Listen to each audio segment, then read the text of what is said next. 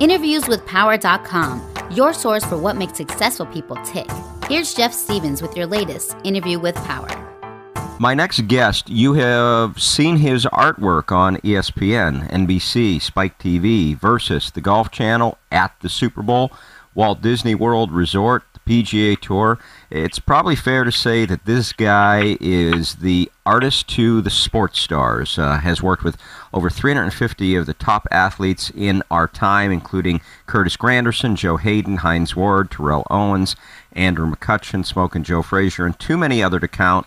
I am with Kevinjohn Jobczynski. He is a celebrity sports artist. Welcome, Kevin. Thank you. Thanks for having me on, Jeff. Thanks for being here. And my first question is what do you do on a daily basis? Describe your business to people that may not be familiar with the art world in general and sports artistry in specific. I'm a little bit of a different animal where that's concerned. Most artists, I think, kind of go through a kind of a creative process where, a piece may develop, over months or sometimes a year, as they paint and compose what moves them and what inspires them, almost at their leisure. Oftentimes trying to fit that in between doing a quote-unquote regular job. For me, I'm completely the opposite of that. I work about 70 hours a week, and that's a combination of handling the business end of the job, which is everything from marketing and promotion to how we're going to craft the Kevinjohn brand moving forward, meetings with my agent, phone calls with clients, emails, that sort of thing. Another huge piece of the job, obviously, is the labor itself, the actual creation of the art. And I would love to be able to tell you that I've got all the time in the world to, get emotionally involved in a piece of work and draw or paint some inspiration. But that rarely happens in my world. In my world, I'm being paid to deliver a product. An athlete will come to me, or a sports team will come to me and commission a project, and there's a very specific idea of what they want, and I have to deliver that oftentimes under a deadline, which might be tied to a major promotion or an event where the piece might be unveiled or used in that fashion. So there's that. And then, of course, there's the other, I guess, two ends of the thing, and it's the appearances and the signings. I've got a huge fan base nationally of sports fans that have come to know my work through the teams and the athletes that they follow. And I'm a huge fan of my fans, I guess I can say. So as many times as I can do, public signings and appearances, and oftentimes I'll be asked to speak at schools and speak to sports teams about, the work ethic and how to come up and how to be an entrepreneur. There's all those type of things, the appearances that are wrapped in there and peppered in throughout my calendar. And then, as I always say, you kind of have to look the part as well. If you want to put yourself out there in the public eye, I think that from a style standpoint, I think that you have to kind of keep yourself tight as well. So I spend 2 hours a day in the gym, keeping my fitness up to make sure that, when I'm doing an appearance or when I'm doing a spot on television or something of that nature, that I look as good as I can for the public eye as well. So all of that right there, that's a Kevinjohn day right there. Let's talk about when you sleep. My gosh, boy, you have a lot going on. Before we delve into some of the what makes you successful, kind of the, hey, what's up with the man behind the curtain, let's talk about your artwork and how people might be able to pick it out of a crowd, so to speak. As mentioned in the intro, of course, that your artwork's been seen at the Super Bowl and Walt Disney and Spike TV, etc. When I'm watching a major sporting event or something of that nature, what am I looking for as far as being able to pick out some of your work, or is it a case where you have to be there? No, it kind of works both ways. With television, they have used my work for a lot of what they call the ins and outs, the breakaway from to a commercial from the major programming and back in from a commercial. If you can imagine me sitting there on the 18th green on a PGA course and composing a portrait of those golfers as they kind of go through their paces and or on the sidelines of a major sporting event, kind of capturing the action as it takes place. That is one element of product that we offer. The other, I think, if you just kind of pay attention to places where the work has been seen, used as, for instance, right now, a sports documentary is utilizing me to illustrate and use my art as a visual vehicle to tie the storylines together of this sports documentary. So it really is used in different ways. I never close the door on any opportunity. I'm always looking for new and interesting ways for the work to be shown out there. And television and online have, over the last 10 years, have been an amazing vehicle for that. From a style standpoint, my stuff is extremely realistic.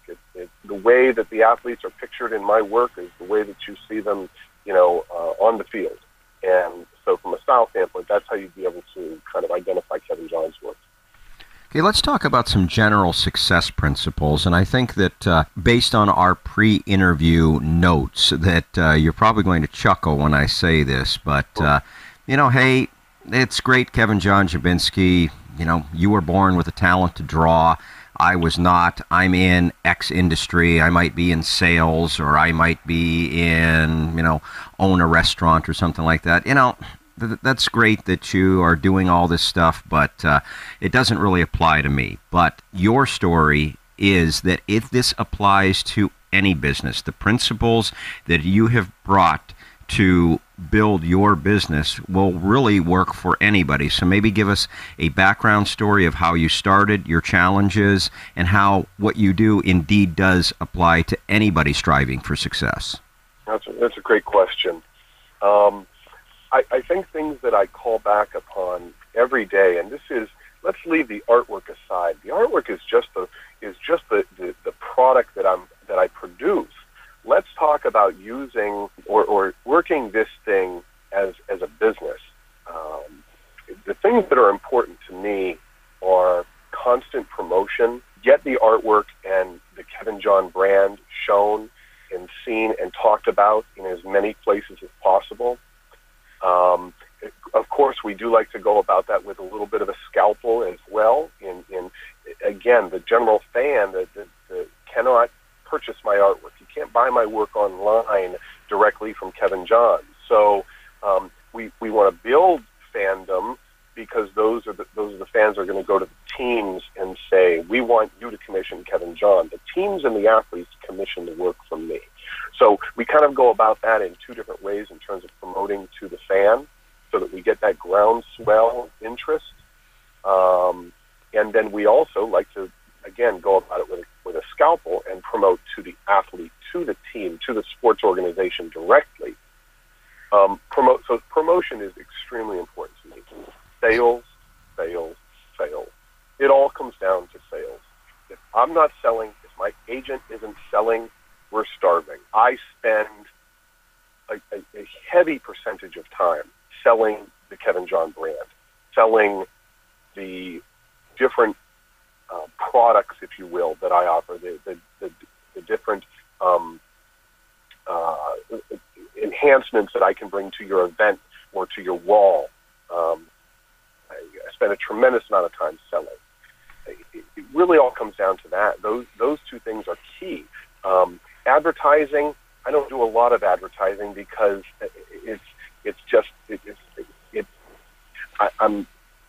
how do you advertise to the athletes?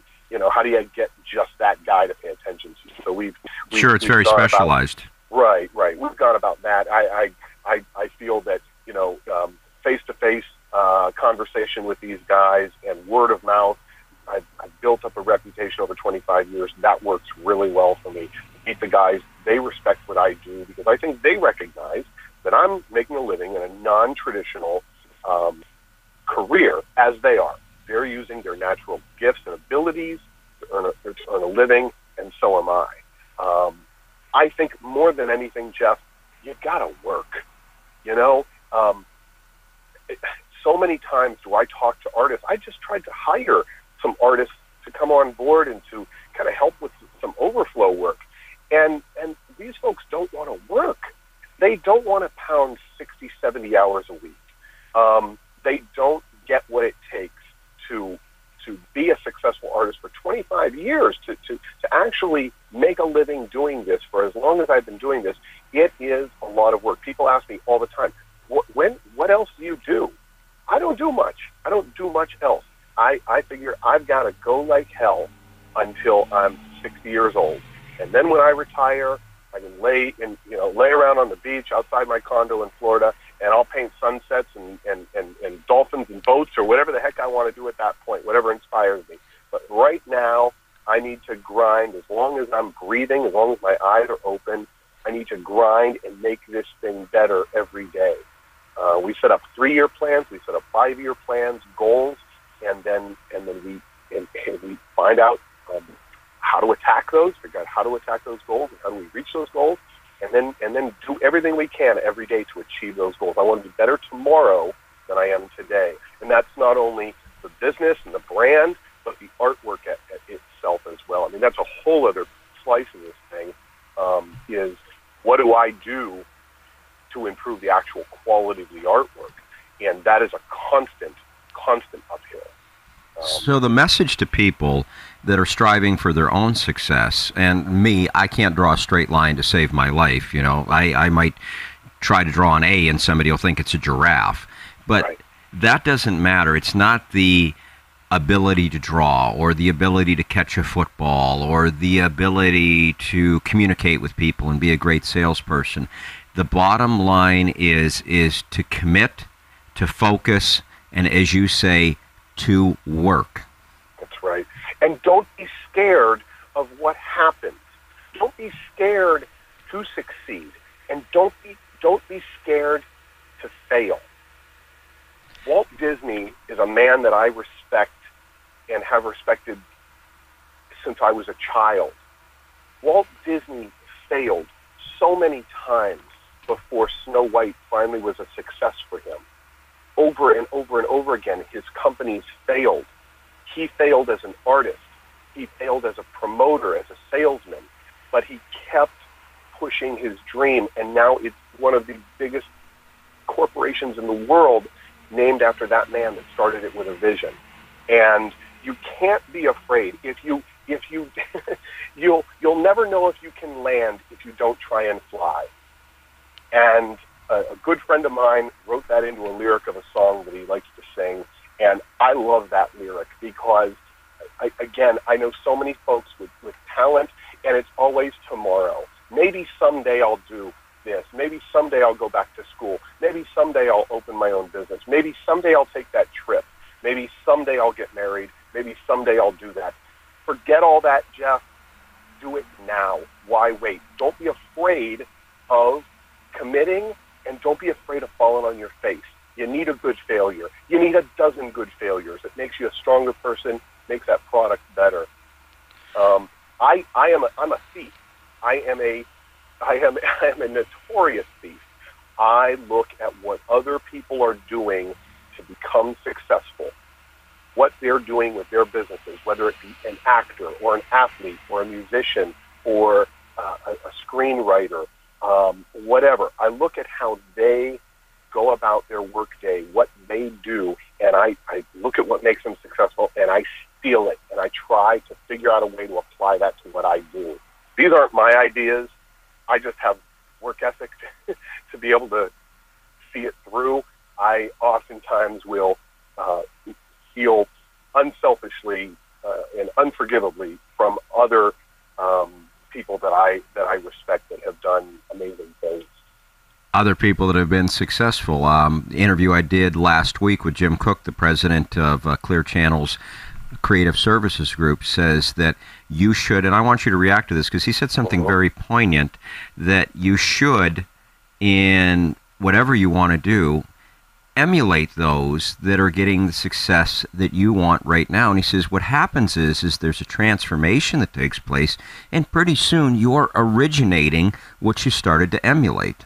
Boy, is that good.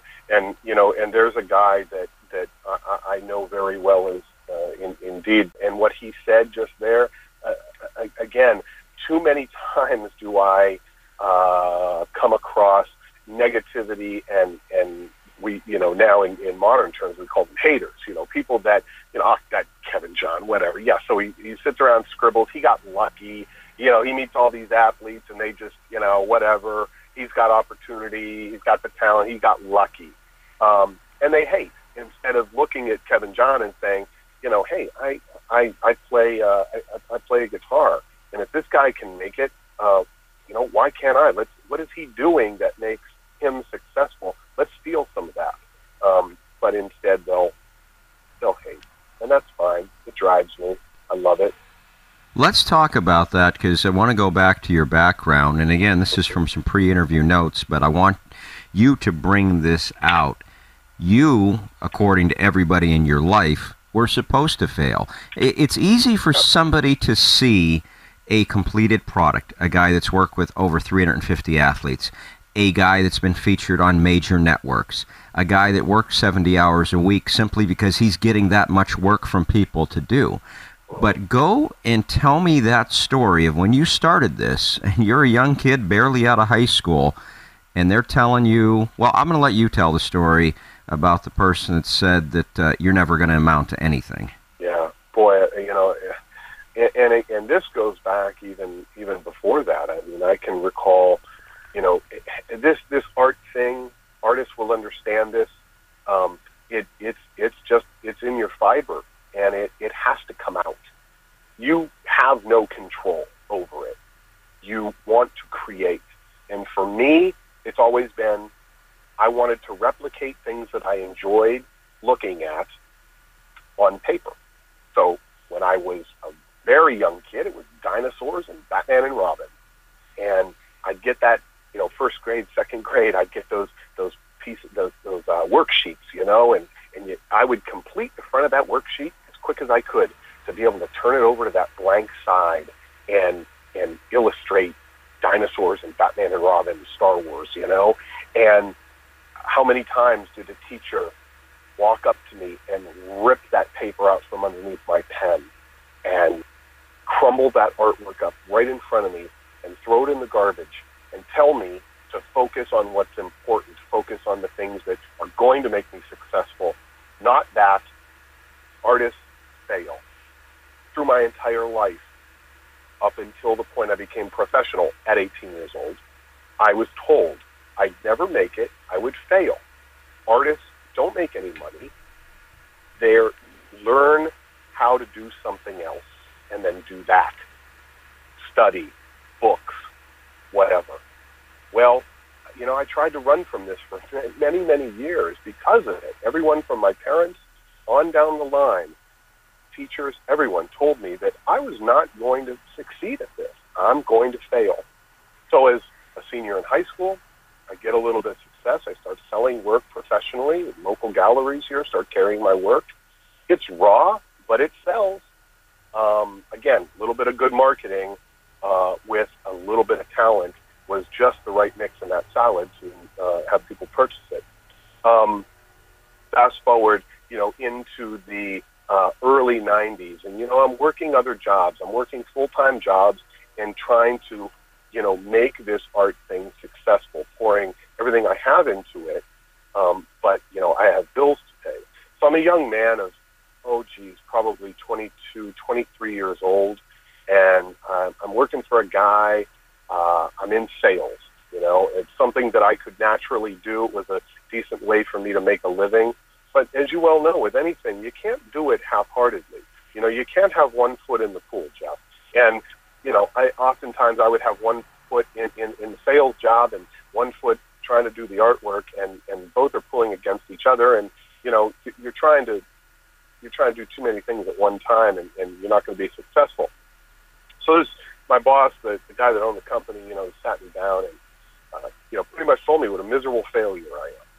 That I have a lack of dedication, and I don't know. He explained to me he didn't understand why I kept chasing this silly dream of these silly drawings. And what I should do is beg my parents to take me back in, live with my parents, go to a local trade school, learn a trade, learn how to run a machine, or learn how to wire a house with electric or something, and give up this silly, silly drawing dream and actually do something that's actually going to earn me a living, so someday maybe I could be a productive member of society. And that was my last day with that gentleman. And I use that moving forward to fuel this engine. And every time that I get tired and it's 12:30 in the morning and I'm working on a project and I just can't seem to want to even stroke my pencil across the page one more time, I think about him, those words, and the words of all the people I've ever known that told me I was never going to make it, I was never going to amount to anything. And that's what fueled this machine. So, everyone's going to have those stories. Everyone is going to have those people that tell them that, to go in a different direction, to give up their dream, and they're foolish. They're the ones that are not living their dreams. They're working a regular Joe job and cashing that check, and that's fine if that makes them happy. But there are some of us that have, bigger horizons. We want to make an impact on society in a huge way, and the result of all that, Jeff, is $500,000 of my artwork over the last 25 years has gone to benefit charity. Because of the popularity. And if I had given up, yes, would I have given up a great career? Yes, but all that fundraising that my artwork has done for the last 25 years to help charities along, to help that that kid with cancer, or that major charity, all that $500,000 would have never happened had I given that up. So, push all the success that I've had aside, and whatever comes with it. If you just want to think about that right there, and the crossroad that gentleman would have sent me on, and who would have been missing out from the fruits of everything that the Kevinjohn brand has built. It just kind of makes me angry, And you can see, you and I are going to get off this interview, brother. I tell you what, I'm going to draw some hard stuff today. Well, I got to, I want to thank you so much for your time today and sharing all your insights. One final question for you, and really a summary for people that are striving for success in their lives. I want to open up the floor to you.